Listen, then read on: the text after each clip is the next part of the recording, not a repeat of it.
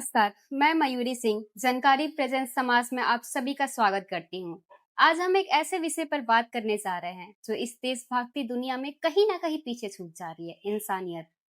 आज हमारे साथ समाज सेवी सागर सिंह राहुल जी हैं, जिन्होंने अपनी जिंदगी का मकसद लोगों की सेवा में बिछड़े हुए लोगों को अपनों से मिलाने में गुजार दिया।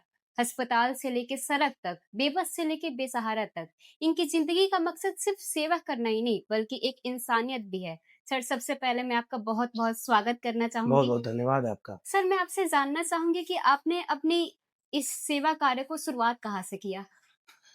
अ, देखिए 2004 से जो है मैं मतलब सामाजिक कार्यों में और कहें तो राजनीति में भी मैं आया और छोटी-मोटी सेवा तो चलती रहती थी। लेकिन जब कोरोना का दौर आया, तो कोरोना का दौर में मैं सड़क पे निकलता था, तो मैं जब लोगों की सेवा के लिए कुछ भोजन बाँटने के लिए मैं निकलता था, तो देखता था कि सड़क किनारे जो है सारे सड़कें सूनी पड़ी हुई हैं। लेकिन कुछ ऐसे व्यक्ति हैं जो पेड़ के नीचे बैठे हुए हैं, स्टेशन पे बैठे हुए हैं, रोडवेज पे बैठे हैं, ऐसे भटक रहे हैं। तो उनके पास में जाता था, वो व्यक्ति विक्षिप्त रहते थे, कुछ बताने के स्थिति में नहीं रहते थे, असमर्थ रहते थे। मैं उनको भोजन देता था, उसके बाद धीरे-धीरे उनके बारे में जानकारी करता था।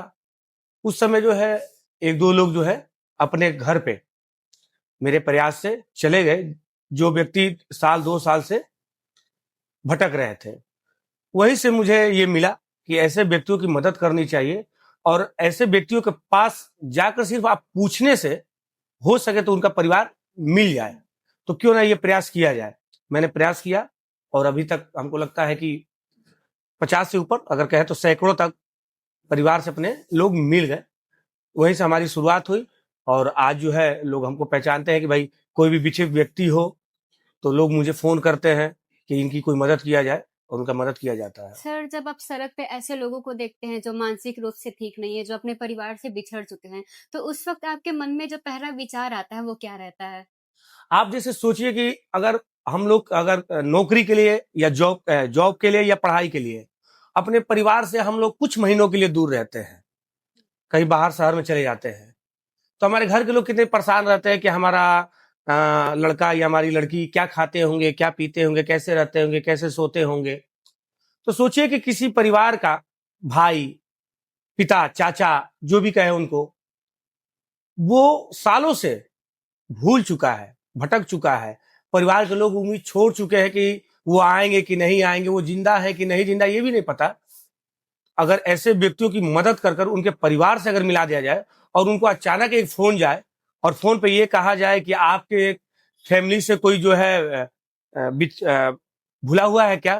तो वो कहे कि हाँ 2 साल 3 साल पहले भूले थे, तो वो मुझे मिले हैं।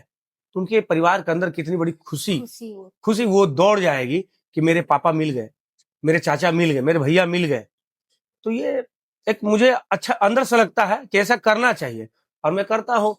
और बहुत से लोग मतलब जब आते हैं अपने ले जाने के लिए, तो मैं बताऊँ आँखों देखी घटना है, जिसे लोग छूना पसंद नहीं करते होंगे। हमको लगता है कि बहुत ऐसे व्यक्ति हैं जो उनको पानी भी देना पसंद नहीं करते होंगे।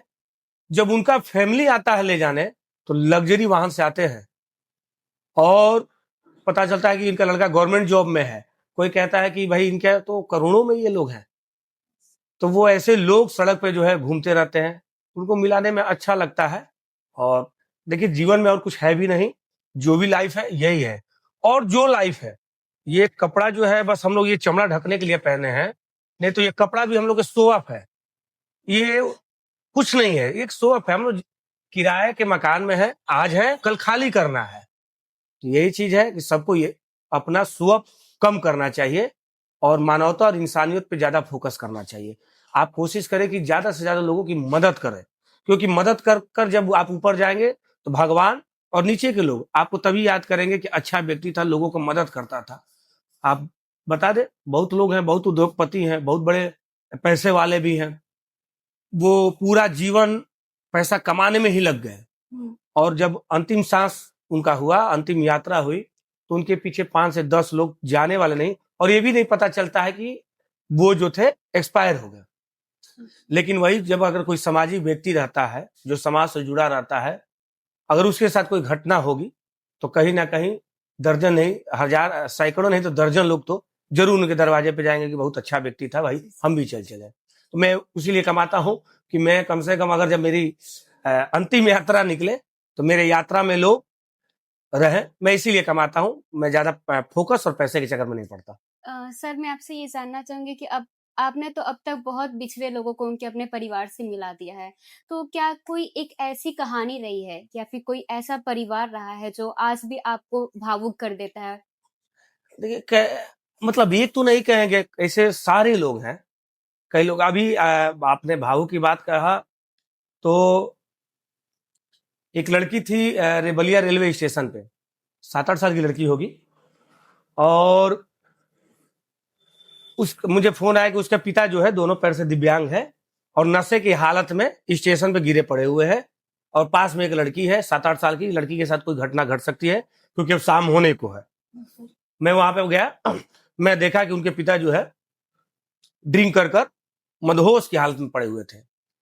तो मैं ज्यादा आगे पीछे नहीं सोचता कि मैं फंस जाऊंगा, पुलिस मुझसे सवाल जवाब करने लगेगी, ये सब मैं ज्यादा नहीं सोचता। मैं जानता हूं कि मेरा नियत कैसा है, और मैं जानता हूं कि मैं जब मेरे परिवार के लोग, मेरी वाइफ, मेरे बच्चे सपोर्ट कर रहे हैं तो मैं निश्चिंत रहता हूं। मैं ऑन द स्पॉट निर्णय लिया, उस बच्ची को मैं अपने बाइक पे बैठाया और घर पे लेकर चला आया। मैं उसके पिता को छोड़ दिया कि नशे की हालत में, क्योंकि शाम का जब होता है तो लड़की है, लड़की के साथ कोई भी घटना हो सकता है, कोई अपहरण कर सकता है, कोई लेकर कहीं जा सकता है। उस लड़की को मैं अपने घर पे रात को रखा, नहलाया धुलाया, मेरे बच्चों के साथ वो खेली। मेरे बच्चे पढ़ने बैठे थे तो टीचर बनती थी डंडा लेकर, है पढ़ो पढ़ो। मैं पता करते करते उनके फैमिली के पास बता दिया। उनके माँ और उनके मामा वो बलिया आए, उसके बाद जो है उनको ले गए। तो अभी मेरे 9 मई को मेरे बच्चे का जन्मदिन था, तो मैंने स्टेटस लगाया था, तो उन्होंने उधर से लिखा हैप्पी बर्थडे ब्रदर। तो ये जो है मैं भावुक हो गया भाई, कि वो मेरे बेटे को ना जान ना पहचान वो ब्रदर बोल रही है। तो यही जो चीजें हैं ऐसे दर्जनों है, जबकि देखिए मैं अभी बोल रहा हूँ तो मेरी आंखें भर जाती है, क्योंकि मैं थोड़ा अंदर से सोचता हूँ और मैं ज्यादा फोकस में नहीं रहता। और रही बात राजनीति की भी, तो मैं अभी बता दूं कि बहुत से कुछ सीनियर नेता छोड़कर नौजवान नेता हो, अभी भी मैं नौजवान हूं, चूंकि 40 साल का होने जा रहा हूं, लेकिन लंडा भिड़ना होगा जाएगा तो मैं नौजवान वाला ऊर्जा रखता हूं। 22 से 23 साल हो गए मुझे राजनीति में। 17 साल की उम्र में मैं जब था तब से मैं राजनीति में हूं और लोगों की सेवा करता आ रहा हूं। मेरे पे कोई दाग नहीं लगा, और मैं प्रयास करता हूं कि मरते दम तक मेरे चरित्र पर कोई दाग ना लगे। इसके लिए मैं प्रयास करता हूं और लोगों की मदद करता हूं। सर समाज में अक्सर देखा जाता है कि जो मानसिक रूप से ठीक नहीं रहते हैं लोग, या फिर जैसे अभी आपने बताया स्टेशन पे वो बच्ची पड़ी पड़ी हुई थी, उनके पिताजी नशे की हालत में थे, तो ऐसे लोगों को हम देखते हैं कि समाज के लोग बहुत जल्दी नजरअंदाज कर देते हैं। तो उन लोगों को आप क्या कहना चाहेंगे? नहीं, बिल्कुल उनकी मदद करनी चाहिए। और धीरे धीरे अब नौजवान जागरूक हो रहे हैं कि जब से देखे लोग कि भाई इनका मदद किया जा सकता है, तो कई जगह से मैसेज आता है, गांव से मैं देखता हूं कि लोग प्रयास कर रहे हैं उनके पास जाने का, उनसे नाम पता पूछने का। हाँ, बहुत लोगों के पास अभी इतना अनुभव नहीं हो पा रहा है कि इनको परिवार के पास कैसे भेजे, तो वो लोग हमसे मदद लेते हैं और उनको मदद दिया जाता है।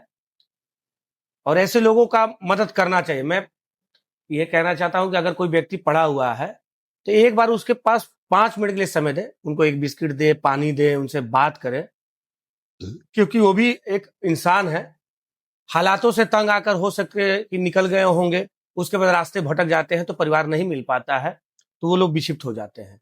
अगर आप उनको अपना परिवार समझकर थोड़ा सा बात करेंगे, 1 दिन बात कीजिए, 2 दिन बात कीजिए, उनको लगने लगेगा कि व्यक्ति अच्छा व्यक्ति है, हमारा भला चाह रहा है, तो अपने मन की बात, अपने दिल की बात आपसे कहेंगे। और जब वो दिल की बात कहेंगे तो उसमें ना कहीं उनके परिवार का भी नाम आएगा, तो आप उनको परिवार से मिला सकते हैं। कई ऐसे केस आते हैं जिनका परिवार नहीं रहता है, तो हम लोग सभी से सहयोग लेकर बनारस में एक आश्रम है, अपना घर आश्रम, वहां पे अपने निजी साधन से ले जाकर उनको वहां पे भर्ती कराते हैं।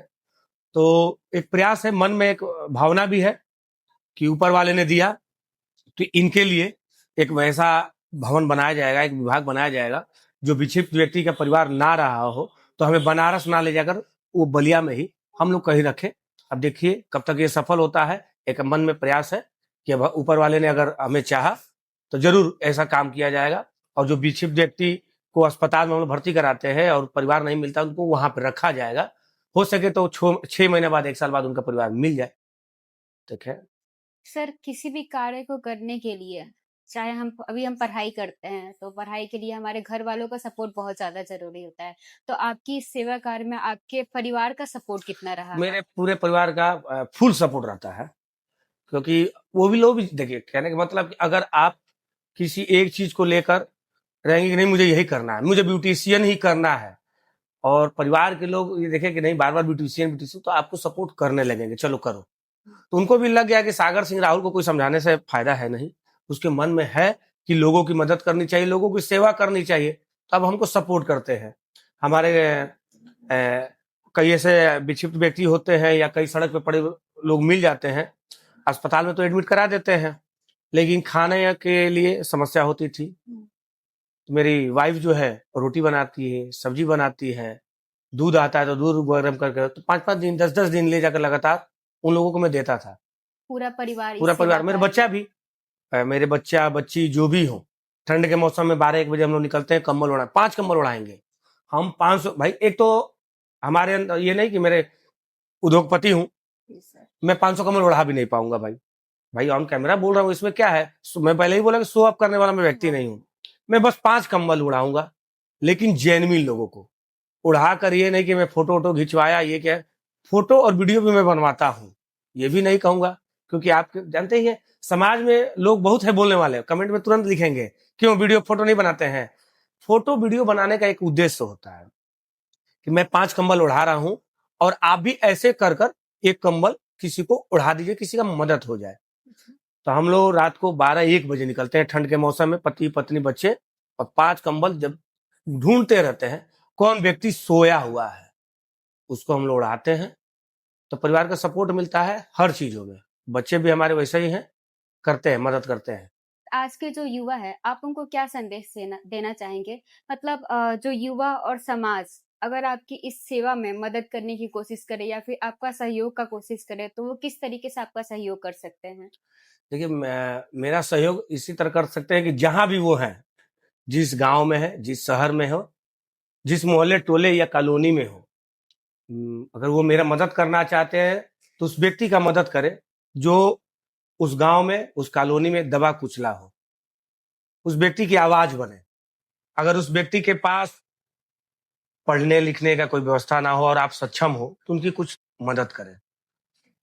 कई ऐसे परिवार भी होते हैं, हमने देखा है कि उनके लड़के नहीं होते हैं, लड़के होते भी हैं तो बाहर रहते हैं, तो वो माता पिता बुजुर्ग रहते हैं और घर में ही अपने कैसे भी आर्थिक स्थिति से जूझते हुए चलाते हैं। तो आपको जानकारी हो तो उनको जाकर दादी, दादा, चाचा बताइए, हमारे लोगों को काम है तो बताइए, क्योंकि सबसे बड़ी सेवा यही है, लोगों की मदद करना ही।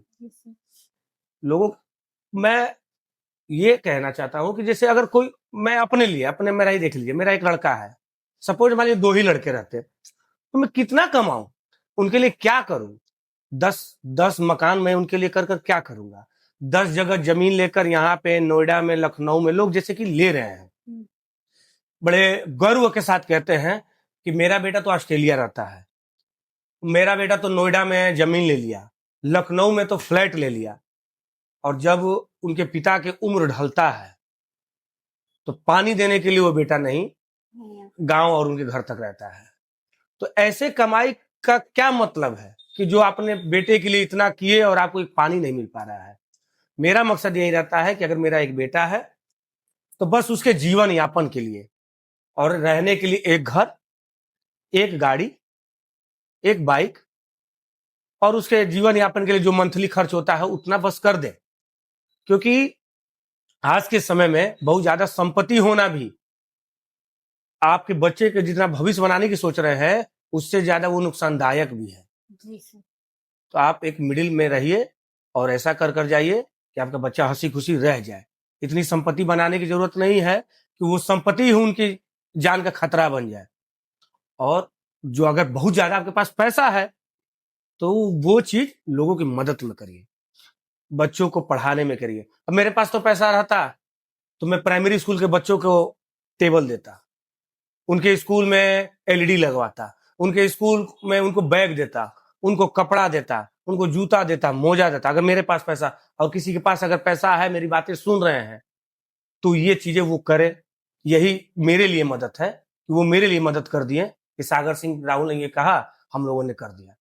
मुझे बड़ा कष्ट होता है, मैं देखता हूं जब गर्मी के दिनों में कोई भी बच्चा, कोई भी क्या होता है, गरीब परिवार का बच्चा रहता है, और खासतौर से प्राइमरी स्कूल के बच्चे बैग टांग लगाए रहते, बस्ता स्कूल जाते हैं, बैग फटा रहता है, पैरों में जूते चप्पल नहीं रहते हैं। गर्मी के दिनों में आप और हम 1 मिनट तक नहीं खड़े हो जाते हैं, वो 3-3, 4-4 किलोमीटर पैदल जाते हैं स्कूल और फिर घर आते हैं, कलेजा कांप जाता है। लेकिन वही है, प्रभु पता नहीं कब सुनेंगे, प्रभु सुन लेंगे तो जरूर कर कर दिखाऊंगा। बहुत लोगों के मन में भावना ये भी होती होगी कि बहुत लोग कहें और जब पद मिल जाता है तो सब लोग यही हो जाते हैं। मैं दिखाऊंगा, अगर मुझे कुछ मिला, पद नहीं भी मिला, मैं अपने समय अपने शक्ति से अगर मैं कमा लिया तो मैं जरूर कर कर दिखाऊंगा इस धरती पे कि हाँ, सेवा होता है और ऐसे सेवा किया जाता है। सर, आप जब सेवा करते होंगे तो आपके अंतर मन से जो खुशी होती होगी। मैं बता रहा हूँ, बहुत लोग, मैं बोला ना कि लग्जरी वाहनों से लोग आते हैं अपने ले जाने, और बहुत से ऐसे लोग होते हैं जिस पे इनाम रहता है, 50,000 इनाम, पता बताने वाले को 50,000 इनाम, 1 लाख इनाम। तो आते हैं लोग, तो कुछ हमको भी देने का प्रयास करते हैं कि सागर जी आप इतना मेहनत किए, ये मिले बोले। हम गए, हमको पैसा नहीं चाहिए, हम आपके परिवार मिल गया, इसी से हम खुश हैं। तो जो मिलते हैं विक्षिप्त व्यक्ति, जब वो विक्षिप्त व्यक्तियों का जब हाथ ऐसे उठता है मेरे ऊपर, अंदर से ही लगता है कि मैं करोड़ों कमा लिया।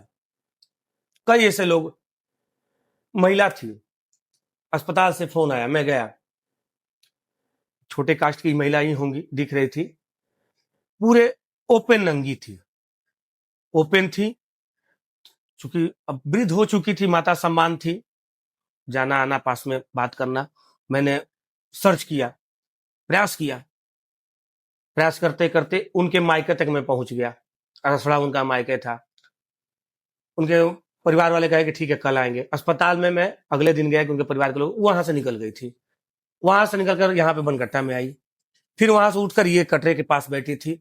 मतलब 2-3 दिन वो लग गए उनको आने में, रसड़ा के लोगों को, और 2-3 दिन में 3-4 स्थान बदल चुकी थी।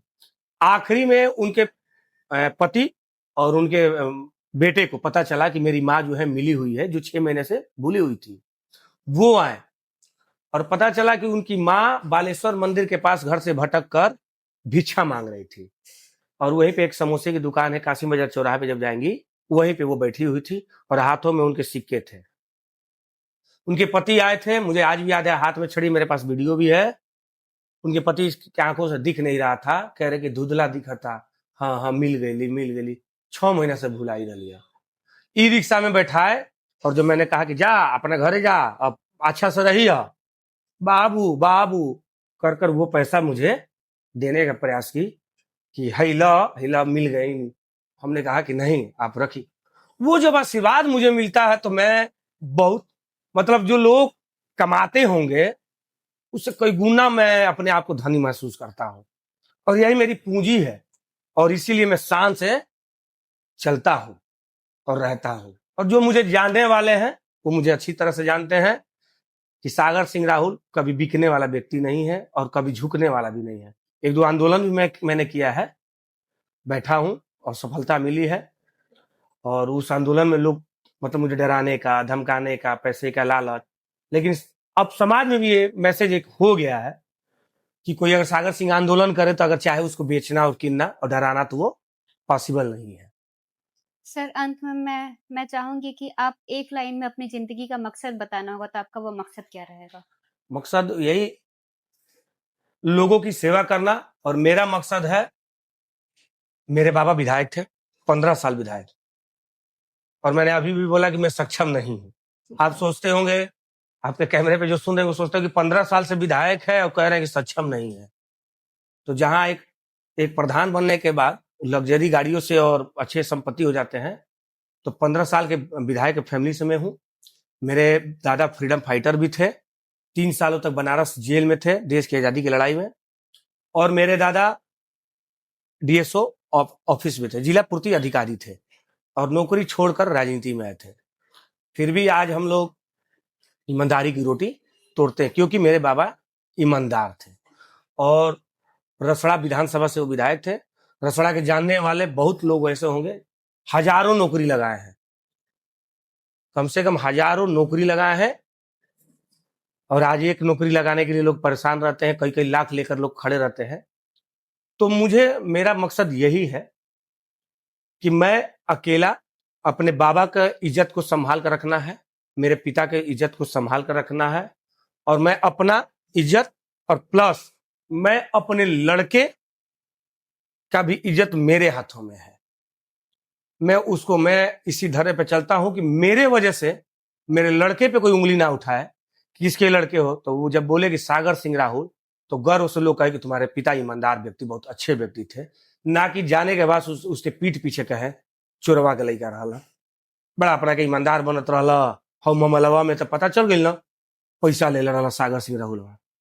तो मैं इस चीजों को बचा कर रखता हूं, प्रयास करता हूं कि मैं बेदाग छवि का रहूं, और मेरे बच्चे भी शान से, जिस तरह मैं अपने बाबा की वजह से मैं शान से घूमता हूं, मेरे वजह से मेरे लड़के का भी लड़का शान से घूमता रहे। यही मेरा मकसद है। बहुत धन्यवाद आपको भी बहुत बहुत धन्यवाद। और आप सभी लोगों से मैं इतना कहना चाहूंगी कि आप सब अपने अंदर थोड़ी सी इंसानियत बचा के रखिए। एक इंसान अगर इंसानियत बचा के रखेगा अपने अंदर, तो ये समाज जो है ये एक बेहतर समाज बन सकता है। बहुत बहुत धन्यवाद आप सभी का।